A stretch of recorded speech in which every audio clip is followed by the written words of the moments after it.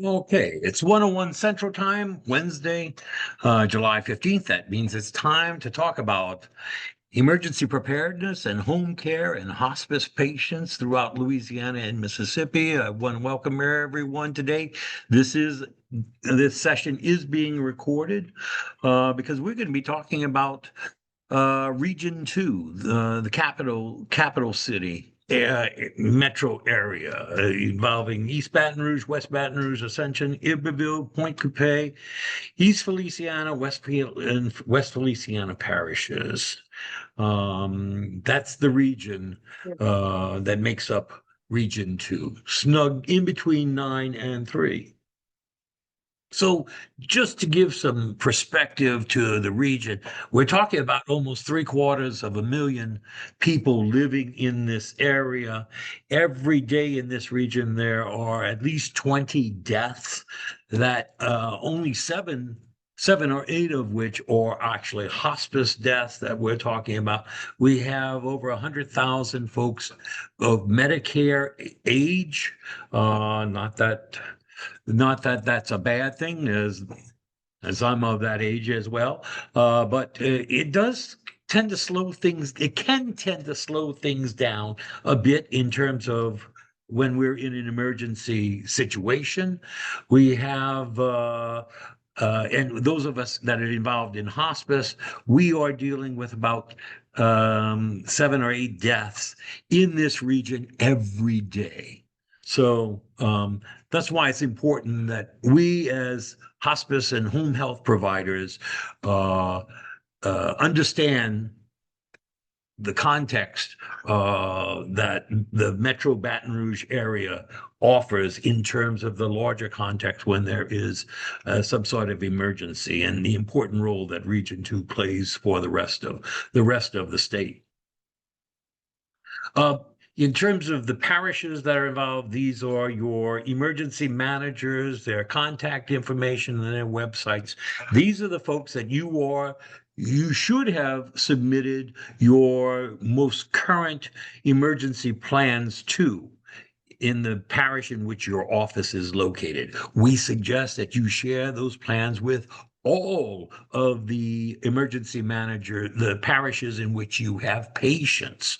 Because while this region is working together, like every parish in every region in the state, each parish does things a little bit differently, and it's incumbent upon you to know what those differences are for the patients you're serving in that parish within your service area. I love this map. I went and had this map blown up as a poster, and it now hangs in front of me in case of an emergency this year. It's a steady guide for a quick way of remembering who is where and the telephone numbers. And I really strongly suggest that you go to your local print shop, have this blown up, and put this in a place, a prominent place, in case there's any sort of emergency throughout the rest of this year that you need quick numbers or a place to go and get quick information about who is in charge where. And last year, Allison, well, you provided us with this great media alert links to alerts, emergency alerts for each parish. I'm hoping that these links are still viable. I put them in here. Um, I, Usually these things don't change that much, and so I'm hoping that this is good. This And empty? You Allison, need if this? you You would want this? if you You would want that check bottom? that for us, and if there are changes, just send me what those changes are so that we can get those a new slide here put in for Region 2 parishes. Sure will. Thank you. Thank you. And so these are the GOSEF folks, the state folks, and their contact for Region 2. That you will have access to. as well as this is ESF 8. These are the folks that deal with medical. And I was talking to Allison Hughes before we started today's presentation, and there have been some changes with folks in Region 2, and some additions. She's going to send that to me. I will update this particular slide before I make a PDF of it and put it in today's calendar invite so that you'll have it. These are the folks that we really deal with regards to medical issues, hospital issues, home health, and hospice issues that come up during an emergency. So that's why it's real important that you know these people in particular. And Allison, I don't know if Allison, are you having any type of healthcare coalition meeting in the not too distant future? Actually, that was perfect timing that you asked, Jamie. I had one scheduled for this morning, but had to cancel it. I've not rescheduled yet. So as soon as I do, my July meeting got interrupted, but the next one is going to be, I'm doing them every other month. So the next one will be September 16th. Let me double check that. Yes, sir. So September 16th will be the next one, but I'm going to try to reschedule our July meeting. So if I get that rescheduled here soon, I'll go ahead and share that with you as well. And the reason I bring this up is that every hospice and every home health in Region 2 should be attending this meeting.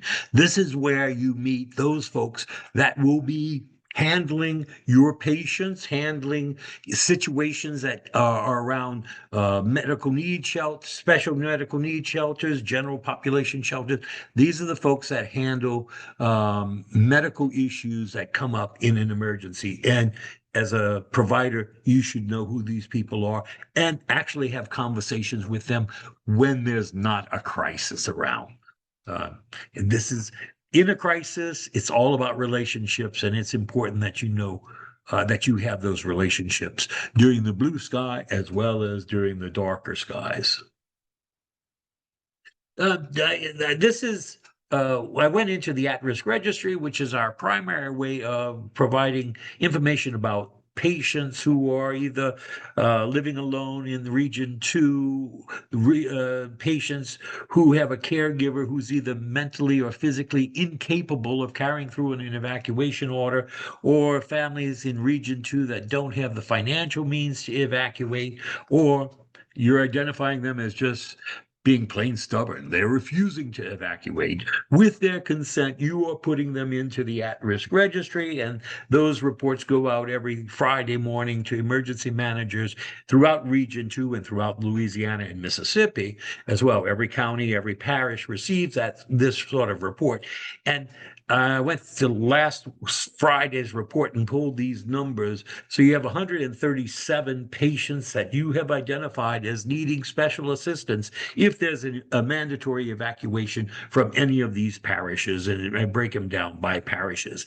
I went back and I just looked last year at this time to see what those numbers were like, and we're about 30 fewer patients this year than we were last year, which can be a great thing because the fewer patients we're putting into the at-risk registry, the better all of your patients will be, because they'll be making their own decisions as opposed to relying upon the decisions of parish and regional leadership in an emergency. So I'm being optimistic that the reason there are fewer patients is because we're finding more resources and more connections for our patients in the event of an actual emergency.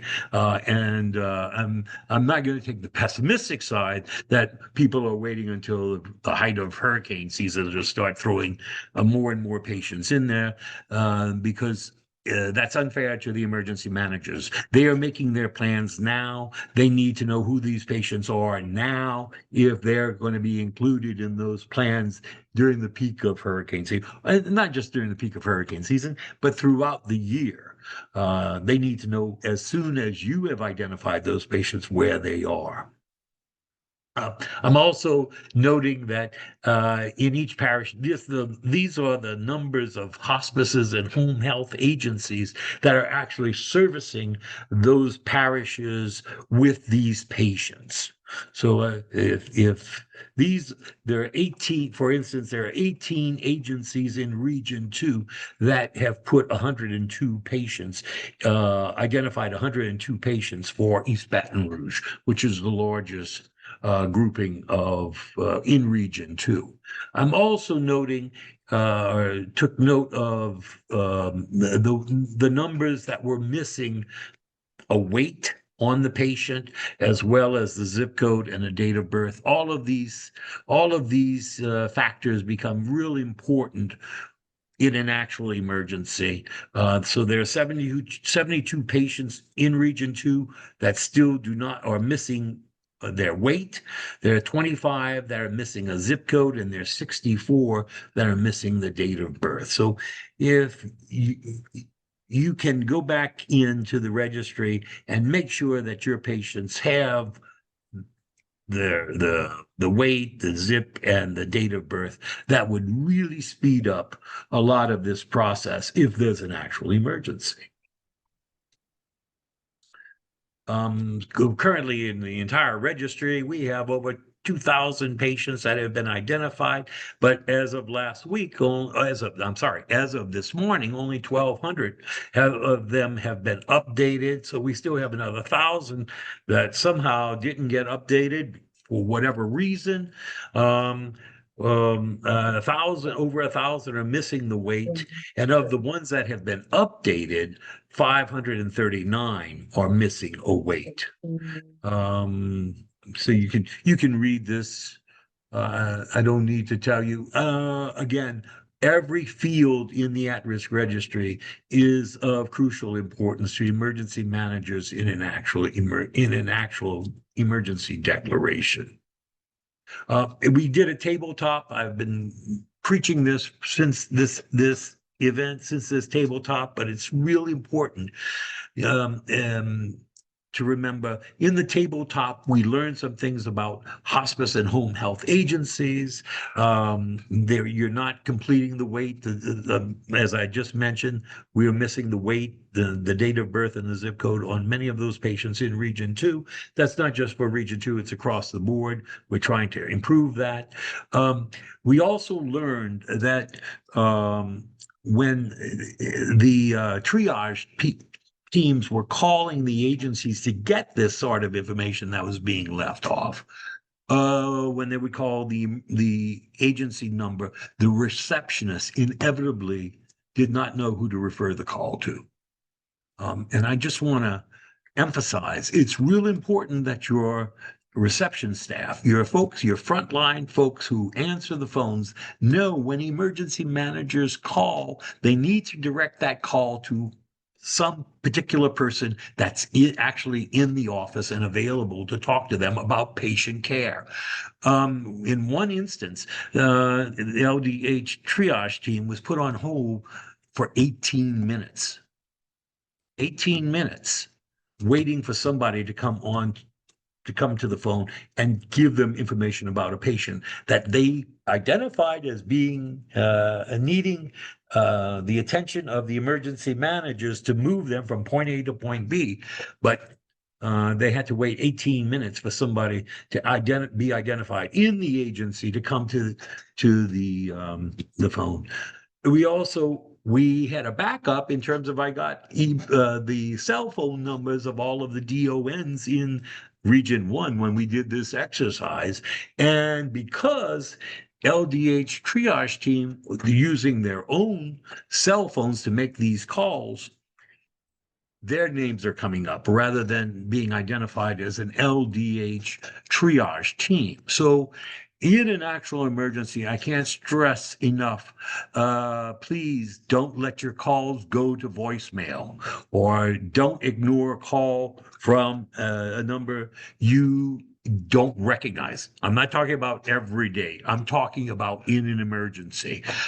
Make sure you pick up that call, because it may be, especially if you know you have patients that are going to be triaged through the system, make sure you're answering your phone. And then lastly, there was a lot of information where the information wasn't consistent.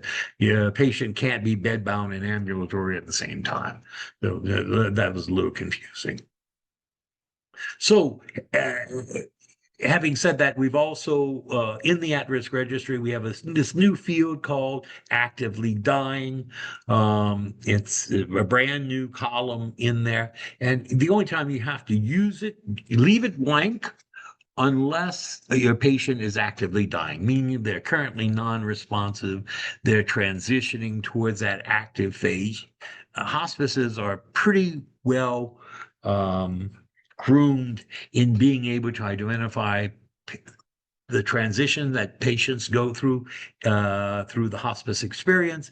And if your best clinical judgment is telling you that this patient is going to be transitioning or going active in terms of the active dying process within the next 5 to 7 days, please mark them as actively dying. Yes. And that will send a special alert to emergency managers that we're dealing with a much more vulnerable, fragile patient than maybe a home health or a healthy hospice patient might be otherwise.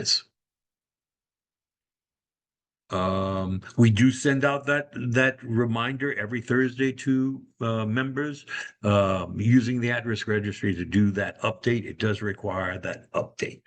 And finally, I just want to say, if you are a member of LMHPCO, HICLA, or MAC, which is the Mississippi Healthcare Association, if you will let me know what region or what district your agency services, I'll be more than happy to include you in a new service that we're providing where you can log in and get information that we post regarding those service areas, regarding those regions or districts within your service area. So thank you for being here. I'm going to turn this over to Allison. Hey, Jamie. All right, Allison, yeah, absolutely. Allison, Thank you yeah, so much. and I'm I stop sharing. You have some slides you need to share? I do. Yes, sir. Okay. I'm going to Want to go stop. ahead before I forget and introduce a couple of people that I have on the Sure. line with me today. In addition to myself, I have our Region 2 Public Health Emergency Response Coordinator. Her name is Reagan Hinchcliffe, so I appreciate her being on in case there are some questions potentially that she has better knowledge on. And then also our East Baton Rouge Parish Office of Emergency Preparedness. Kelly McGaha is the assistant director there, so she is on the call as well. Um, Thank you. Region 2, East Baton Rouge Parish is our largest area population. We have the most resources in that area, the capital area, and then also the most needs. So I did invite her to the call. Let me go ahead and share. Give me just a second. Let's see. Thank you all for being part of this today. Yes, sir. Okay. All right. Are you seeing my Yes. screen? All you have to do is click that little screen so we only see one screen at it. There you go. Is Thank that you, it? ma'am. Okay. Yes, ma'am. Absolutely. Thank you. Okay. All right. So the first question that I would pose to the group is readiness. Are we there yet? I hope as you think about that answer, I hope your response would be no. We are never fully ready. Readiness is, in my opinion, um, and my experience in emergency management, a continual process. And so, just when you think you might be pretty close to being ready, I hope that you continue to reevaluate daily the things that we do to become ready because it is truly a continuous process. So, with that, I'll go ahead and share just a little bit of information about Region 2, kind of looking at it globally from the healthcare perspective. And so that'll give you kind of an introduction to our region, and then I'll hand it off over to East Baton Rouge Parish in particular. Okay. Are y'all seeing the slides, Jamie? Are they Yes, ma'am. Yes, advancing? ma'am. Okay, We are. good deal. All right, perfect. So I know I've been on the call quite a bit. We may have some new folks on the line. If I've not met you, my name is Allison. I serve as the Administrative Designated Regional Coordinator, or ADRC. I lead the Healthcare Coalition here in Region 2. So historically, that was mainly hospitals, but we have over the years really understood that our healthcare coalition encompasses the entire healthcare community. And so certainly appreciative that Jamie has invited me into your group over the last few years so that I can learn alongside you and share insight from my perspective and also gain knowledge from you. So, with that, I have 15 years of experience in healthcare emergency management, but as a healthcare coalition lead 9 of those years. And there's my contact information. Certainly, if you are outside of the capital region, please feel free to reach out to me. I mainly serve this area and my knowledge lies in this area, but I am willing to help anyone that reaches out. So consider me a resource and please don't hesitate to reach out if you have questions. Jamie already went through who's Region 2, so these are our parishes, so I'll go ahead and move right on through that. Sometimes I get questions, I know that ESF8 is a bit of a mystery. What that stands for is Emergency Support Function 8. So in this region, that is what I lead. Emergency Support Function 8 is really health and medical response. So in the state level and federal level, we have critical pieces of the community that are grouped into what they call emergency support functions. So if you hear ESF8, that truly is our entire medical healthcare community. So you are part of ESF8, and the government understands that we play a critical role in the daily lives of individuals in our communities. And so this slide is a tad bit outdated. We've got some restructuring happening, but just to give you an example of all of the critical pieces of the puzzle that go into planning, responding, and then recovering from disasters. And so these are basically broken down by the different sectors, and there we are right there in the middle, public health and medical. So my role, I have various hats that I wear on my day-to-day role. I do a lot of education, planning, review of emergency plans, um, putting together exercises, finding trainings and opportunities to help advance emergency preparedness. I also serve as a liaison at the local, state, and then all the way up through the federal level if needed. Did a lot of that during the pandemic, but usually during weather events, we try to handle those at the local level and state steps in if needed. One of the things I want to stress to the group today, and I do this with my hospitals as well, is I am not regulatory. So I will never, if you have questions, I'm a safe space. You can reach out to me. I'm not anyway affiliated with regulatory or health standards. I understand from the hospital perspective, and certainly from your perspective as well, that you have to adhere to certain regulatory requirements. I can assist you if you have questions. I don't have all the answers, but certainly I don't represent regulatory. And so hopefully you will consider me a safe space if you have questions or need assistance. Our healthcare coalition here in Region 2 and most of the other regions as well pretty well look the same. Like I said, historically, we began with hospitals. We have included EMS providers, our Louisiana Emergency Response Network, and just the various agencies that help us through medical and the day-to-day. So our Office of Public Health, other healthcare providers such as yourself, our parish offices of emergency preparedness, the state level GOSEP, community response partners. So that may be higher education, it may be business partners, anyone you can think of, really. We've partnered with a number of agencies that I never thought we would. LSU Vet School, we've partnered with them during the pandemic. So just a number of different agencies, in particular on the business side of the house as well. So we are willing to partner and collaborate with any of those different agencies as we work to advance emergency management. So another thing I wanted to share with you that I'm pretty proud of are the things that we have to offer here in Region 2. We do have a level 1 trauma center. So that's the highest level of trauma center that is attainable in the state of Louisiana. We do have a regional burn center, a dedicated children's hospital. We do have a hospital for women's specialty needs, as well as critical access hospitals and numerous other specialties. So because of this, we are not directly on the coastline. We often serve as a receiving regions. So when those storms hit on the coast of Louisiana, we understand that our role here in the capital region is to stand ready to assist our neighbors down south or even up north for the winter events. We really have a unique position here to be able to stand ready with the resources that we are blessed with to serve those around us. So a lot of the times we practice sheltering in place, and certainly, want to stand as a resource to those around us. Some of the other things that we can offer to the community and even your agencies as well that I wanted to make you aware of. The first thing we do is stop the bleed hemorrhage control training.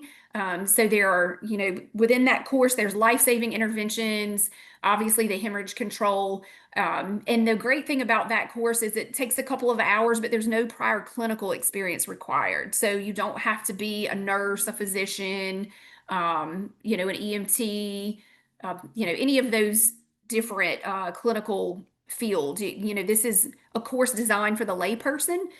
So that course is often offered to community organizations, but certainly is available to you as well. So if you're interested in that, just reach out to me and I can connect you with getting a class set up.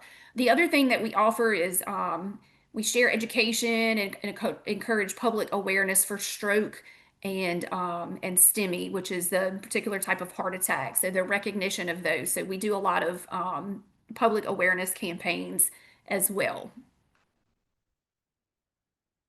Just thought, we talk about a lot of weather events here in our meetings, but just wanted to make you aware of some other things to think about why it's important to prepare. We could have a number of types of disasters here in Region 2 in particular. I think of chemical disasters and because of the risk that we have here along the Mississippi River and all the industry. So a lot of times we plan for hazardous materials events, which may mean that some of your patients in the community may end up sheltering in place. Hopefully not have to evacuate, but certainly that is a risk as well. So just want to make sure that you're aware as you're doing your planning that you're thinking through those other types of emergencies that we could encounter, particularly here in our region. And as we're doing our risk analysis for our area, of course, hurricane always comes up as our number one threat. So again, a lot of the planning that we do is around hurricanes and weather-related events. However, want to make sure that, of course, that you are doing all hazards planning. So I've got some preparedness strategies listed here, education, exercising. I think the thing that I would stress most about this slide is making sure that you're networking and building relationships. And Jamie talks about this weekly, not only with each other, with your emergency managers in your local areas, and beyond. And so I've got some resources here. I know we've got someone else to present, so I don't want to spend too much time, but I'll hurry through this. There's a number of resources at the federal and state and local level. So I've included those here with links. Ready.gov has some excellent information at the federal level on various types of hazards and risks in the communities. I talk about here on the next slide, business planning for continuity of operations. So making sure that you can continue business, when a storm or disaster hits, as well as a newer concept, which is the disaster recovery plan. So after the dust has settled, how do we get back up to full operations? Your communications plan, I just would remind you about that. Again, I'm going to try to move quickly through these slides. I've got some different considerations here. I don't want to read through all of them, but just making sure you're educating your team. I know we have turnover.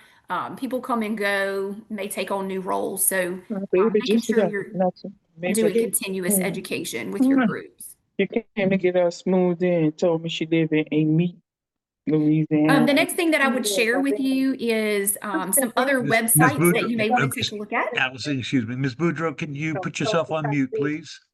Oh, that's his name. Because somebody just asked me his name. I said, I don't know his name. Let me, sorry about that. Yeah, no problem. Okay, so the other resources I have linked here you may find helpful. There's lots of information you could dig into. I did link Red Stick Ready at the top. That's for East Baton Rouge Parish. Get a Game Plan is at the state level, which I believe, honestly, if I'm talking to both Louisiana and Mississippi providers, the information contained in these sites really could cross over to various areas in both states. So they get a game plan, even, those recommendations, they really are great information for whatever area you live in. Ready.gov, again, is the federal site. And then one thing that's become near and dear to my heart is the pet plans and making sure that we're thinking about our four-legged animals. And so Louisiana State Animal Response Team has some great information on their website as well. Many of our patients may have service animals or their family members may, so a great thing to think about. Here's some information again with ready.gov. I go through some considerations here. Again, I don't want to take away from Kelly's presentation, so I'll move on. This slide right here I included. I think Jamie had this in one of the previous sessions.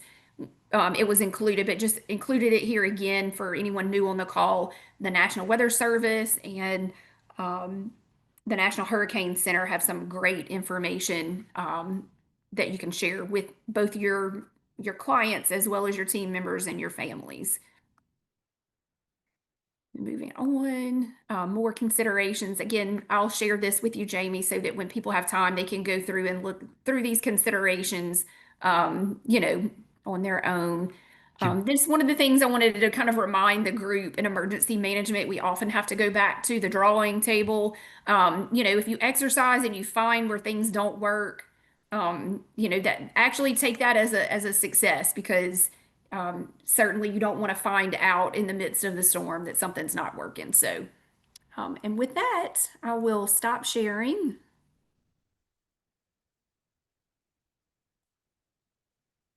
I Okay. did want to say one thing before your next Yes, presenter, and absolutely. that is you were talking about yourself as a designated regional coordinator. We just want hospice and home health agencies. If anybody wants to volunteer to serve as a designated regional coordinator in Region 2 for hospice and/or home health, we can either have separate ones for hospice and one for home health, or we can have one that can handle all. I think there are about 45 agencies that service in Region 2 altogether.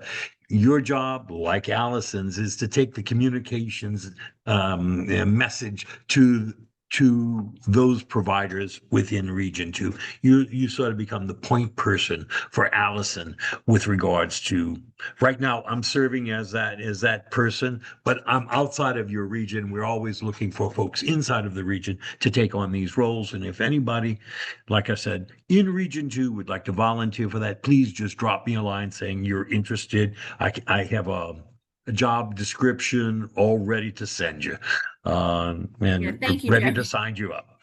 I'm glad I didn't even think to share that with the group. Yeah, I'm the administrative DRC, so certainly I do wear a lot of hats. To be honest with you, I think I've mentioned this, multiple times, but if you're new to the group, hospitals is my historically my area of expertise.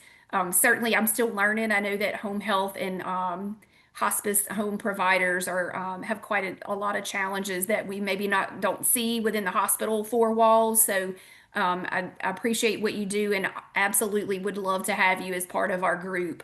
I do have, I think Elisa, is that you on the line with, she is one of our hospice home health regional coordinators here for Region 2.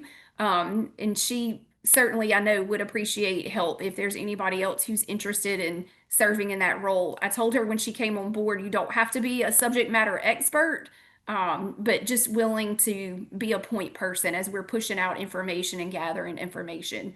So with that, I wanted to ask, does anybody have any questions before I move on to Kelly's presentation? I know I have Reagan on the line as well. Um, just don't want to move on before I give pause for any questions. I think you would have to either unmute yourself or put your question in the chat box, and I will follow the chat box here. I think we're good. We can move on. Okay. All right. Absolutely. Let me share again. Give me 1 second. Okay. And let me pull up the correct presentation. All right. Give me just a second, y'all. Let me close the other one out. Thank you, Allison, and thank you, Jamie, for having us on and able to take this opportunity and kind of tell you guys what we do on these blue sky days, or maybe not so much today. It's a little gray out there, but I appreciate it. Okay, I am going to um, turn it over to you, Kelly. Just let me know when you would want me to advance the slides. Yes. Okay, great. Thanks. Good afternoon, everybody. My name is Kelly Magaha. I am the Assistant Director here for the East Baton Rouge Parish Office of Homeland Security and Emergency Preparedness.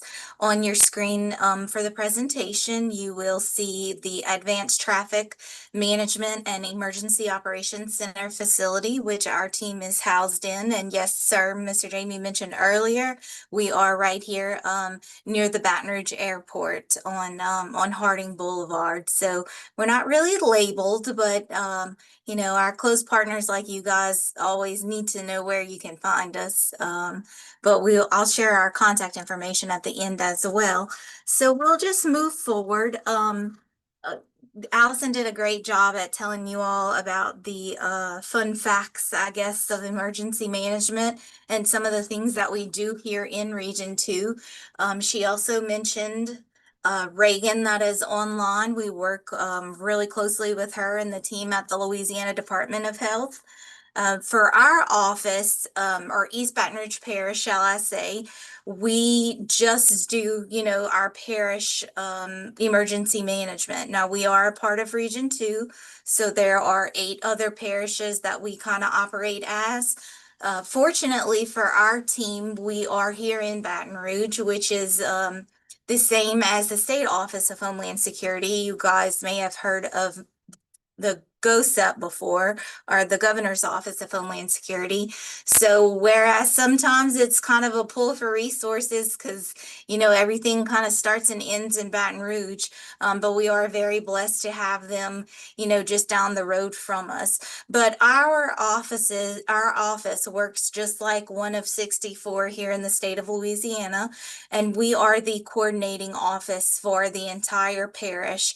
What we do is coordinate that comprehensive and what we hope to integrate, make a unified public safety program. And we do work around the clock, as this nice little dog chasing his tail chart shows you there, for those 5 phases of emergency management, whether we are planning for the next disaster and or recovering from the previous disaster. Our job kind of never ends. So we're always trying to learn the new facts of our community and of our vulnerable populations. But in so on to the next slide, some of our community characteristics kind of give us our to-do list for the next day, as you will. We are the largest parish here in Louisiana. We're also Louisiana State Capital here in Baton Rouge. We have many, you know, residents. Let me say I'm at a loss for my words, trying to go too fast. But some of the things that we do plan for are those 15 square miles of waterways just here within our jurisdictional boundary. We have 2 miles of industry corridor here in the parish, right here at the heart of, you know, the Mississippi River. Over 500 public facilities, and that's not counting, you know, the organizations like yourselves who are in private and healthcare type facilities. So much critical infrastructure. So the next slide, oh, I thought that I had one more. We'll roll with it, right? Emergency at its finest. This next slide kind of tells you a little bit about our public outreach campaign. One thing as emergency managers that we do,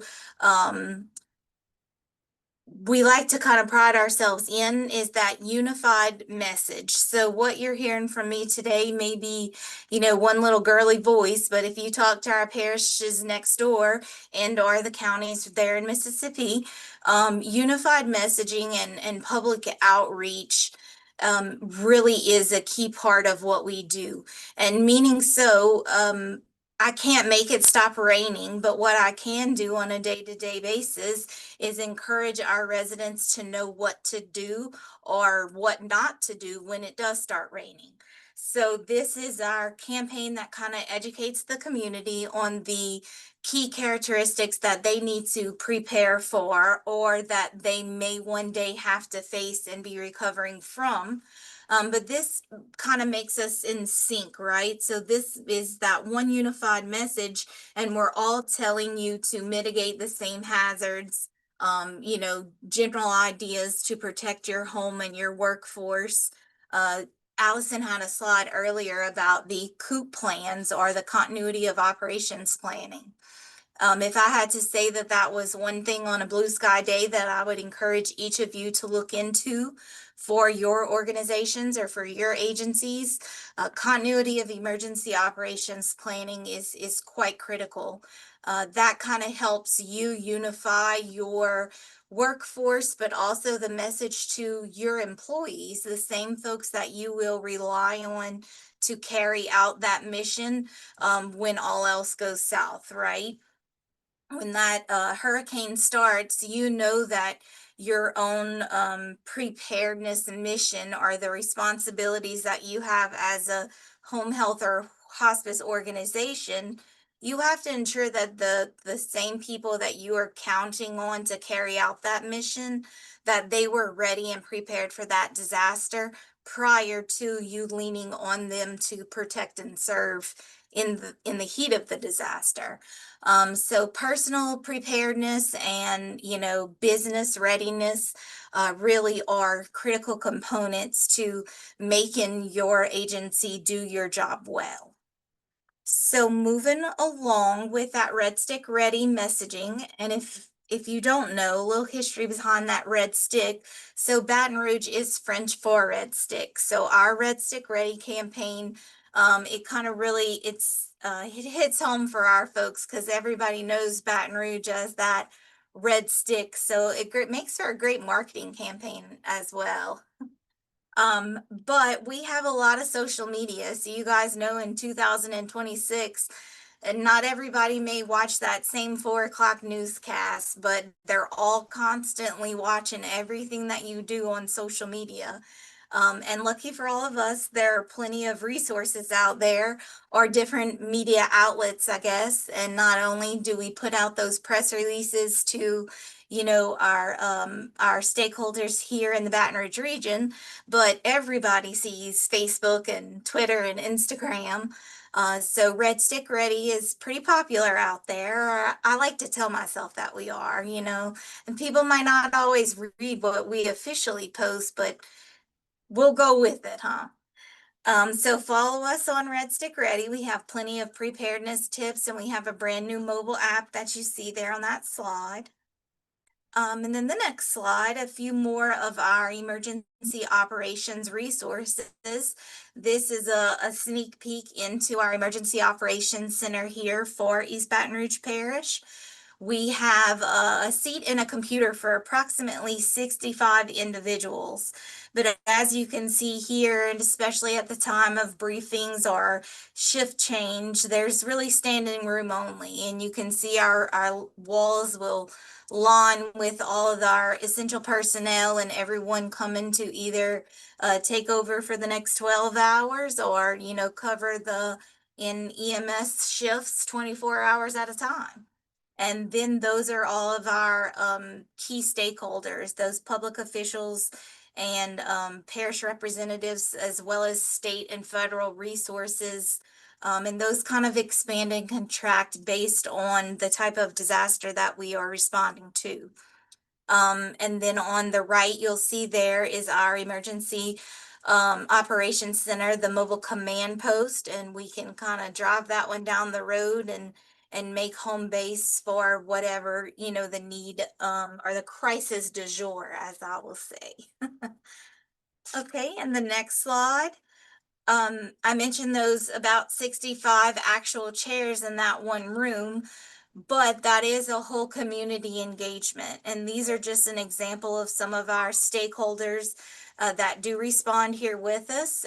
It will be representatives such as Miss Allison Hughes and the ESF 8 or medical community, but it's also public safety partners and a lot of first responders, critical and emergency workers, everyone from the mayor's office to make those decision personnel down to what we call our boots on the ground and first responders of the field, which is public works and our law enforcement, fire and EMS personnel.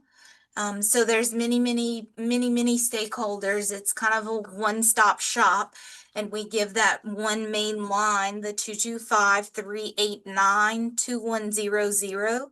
That is our main office for every day, but in an emergency, you can still call that one number for our parish and you get access to all of these EOC stakeholders here. So moving on, how that kind of ties to the healthcare organization, you'll see here some of these numbers are a little outdated also, but these are the type of emergency healthcare plans that our parish has to review annually. So I'm sure you guys are familiar with the planning process, and just recently they've had some state laws that have changed. You know, if you are a receiving agency and or if your agency is planning to, you know, evacuate to a different parish or county in the time of a disaster. Our office has approximately, for instance, 25 nursing homes here in East Baton Rouge. So annually, we review those same 25 plans, but each of those nursing homes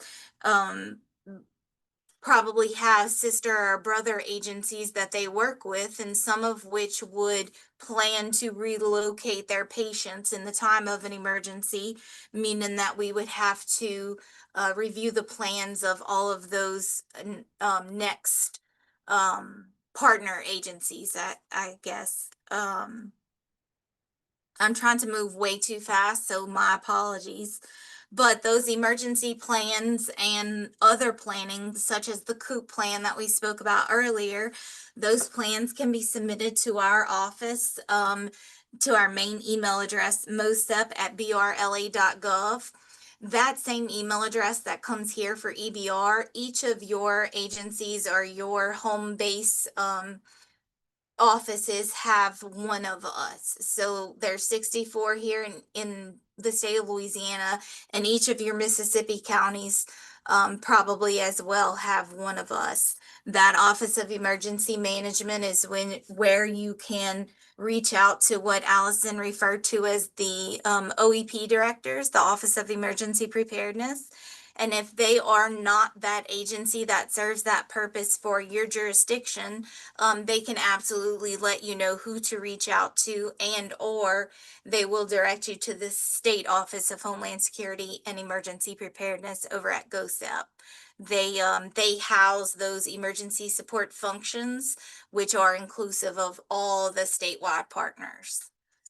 And one thing, Miss Reagan, and I see she has a phone number there in the chat that she has included. We work very closely with her office in the Office of Public Health, as well as Allison and the state of Louisiana. And we do what we call a community oxygen exchange program. And I'm certain that you can all relate. Sometimes that durable medical equipment, DMEs, I think it is. Sometimes those are kind of, and I respectfully say this, of course, but the disaster within the disaster of healthcare.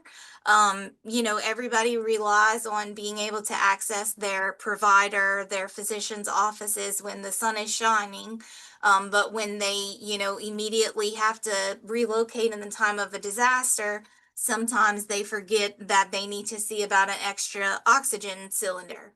So this is just a best practice that we started here in East Baton Rouge a few years ago, because we realized that in the heat of the moment, a lot of our phone calls to our emergency medical services and or 911 first responding agencies are just that, I just need oxygen. Well, they have the oxygen, but it may be that said patient just needs somewheres to plug in, their medical equipment. We work with our parish library system, and we set up like a one point of distribution, and they don't hand out oxygen tanks to just anyone. But if you do call requesting that resource and you have, your physician's information, we're able to send them there. And with the help of the volunteer organizations or our Office of Public Health, we staff that, and we work with the state to get those resources exchanged, such as the oxygen tanks. So we can definitely share more information on that if that's of interest for any of your jurisdictions. Mhm. Just one of those special programs. And then the next slide, one of the other top questions we get is always about reentry or credentialing and placards for your staffing. So the good news here for the state of Louisiana and EBR specifically is we kind of did away with what we thought was a unique system for our EBR. And now we go with the recommendations of the Louisiana State Police. So LSP puts out kind of, this is a best practice. And instead of each individual hospital or each individual, home health agency having to ensure that they print, 50 new placards for their top 50 employees, and you're worried about moving logistics in the time of a disaster because you're not sure if your staff may or may not be able to get in when something like what am I trying to say? Like when goodness, Allison, help me with my Oh, a words. curfew. Yeah, there's a Curfew. curfew in place. Yes. No, I knew. It took me a second to think of the word as well. Just rolling too fast Yeah, again. yeah. But anyways, if there's a curfew, so the good news is there is just that one set of best practices, and as long as your staff, medical staffing, is or even your administrative staffing, your logistics teams, are those moving those resources down to the truck drivers, right? As long as they are credentialed with your agency's, I guess, like logo or something that uniquely identifies you, I can tell you that what our first responders that are going to protect those roadways in a disaster, they're not out there looking to stop that flow of transportation or emergency healthcare workers in the time of a disaster. Yes, they may be pulled over and asked, where they're trying to get to or coming from, and just a short communication exchange between the two, it will suffice. Now, what am I saying? Not to send, non-uniformed, stakeholders across the state and expect that you're going to get everywhere that you can go. It is a credentialed system, and it is secure for a reason. So this information is also on our website, and I'm sure that Allison or Jamie can send out any additional details. But I guess the moral of the story here is do not stress about this being it depends parish to parish, having your employees or personnel transport across the state. We're all here to protect and serve, and we're here for the same reasoning. We're not trying to delay any type of emergency actions and or, essential personnel. We're all in this together, and we'll make it work. So with that said, I'll quit rattling y'all's brain and not finding my day-to-day words, but are there any questions for me that I can maybe answer better?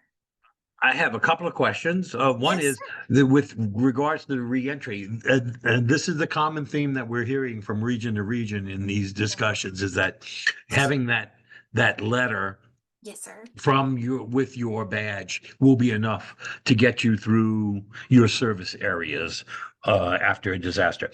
The other thing that I wanted to ask you about, you said the oxygen exchange locations in Region 2 are going to happen at the local libraries. Is that So that's not for all of Region 2. So that's just East Baton Rouge East Parish. Baton We Rouge? I'm use sorry, East our Baton Rouge.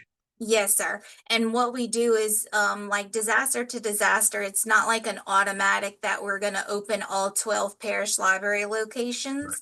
Okay. But based off of the disaster, that information will be shared or announced to the public. So- We like to use, consolidate those resources. Sometimes you all know it's hard to get volunteers or employees to be able to work or get to those locations. So we try to pick and choose depending upon what the crisis at hand is. But the plan is to use the library system for that exchange program after a disaster. That's correct. Yes, sir. Those- That's how East Baton yeah. Rouge Parish does it. East Yeah, Baton that's for Rouge. East Baton Rouge, Jamie. So, Yeah. like, I'll give you an example. Over in Hey, Point this is Reagan. Coupee, Can I- which is a more rural parish, Right. the hospital has stepped forth, and Right. they have traditionally served as an oxygen tank exchange site. Right. In Ascension Parish, I know they have They have an engaged oxygen their maker, right? they do have, yes, they have That's a yeah. fillable tank, a tank Uh-huh, station, a uh-huh. fillable station where they can actually refill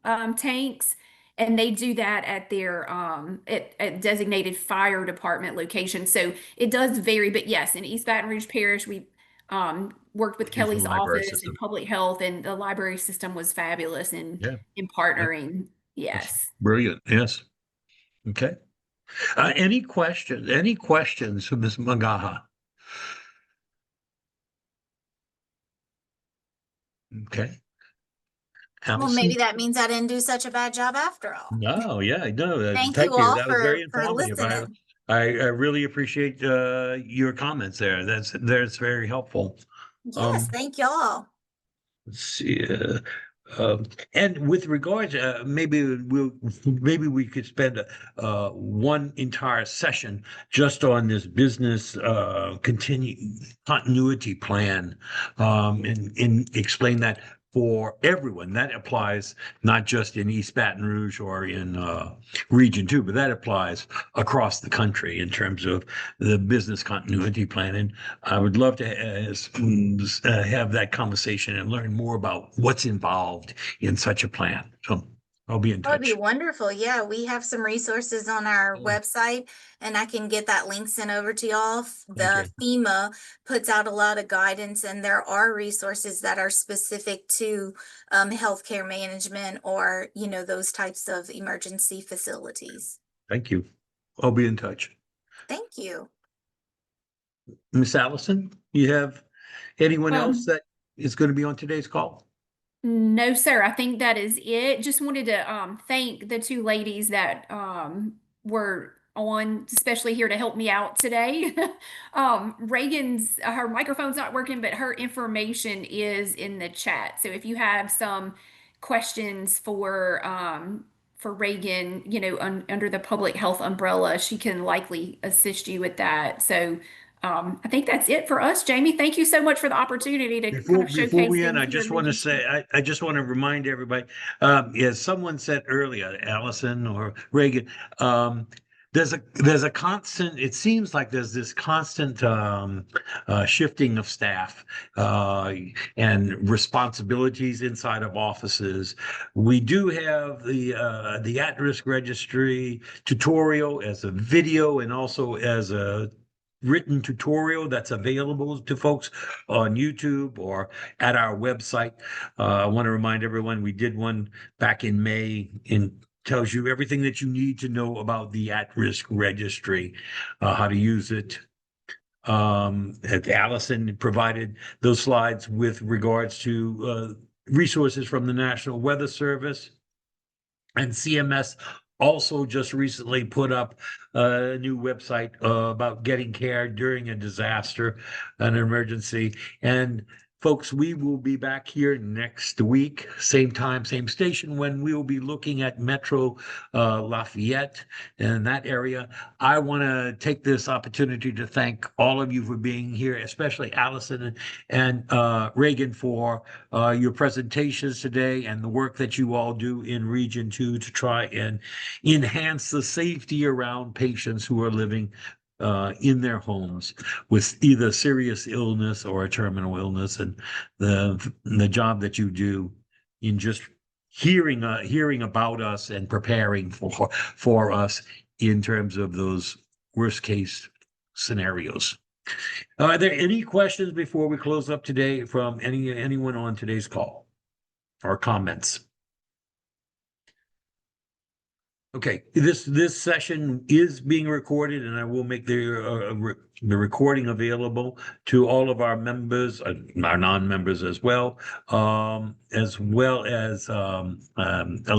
Allison's slides. We'll include them in the update, and you'll see that in today's calendar invite within the next hour or two. So everyone stay safe, and we'll see you next week, same time, same station.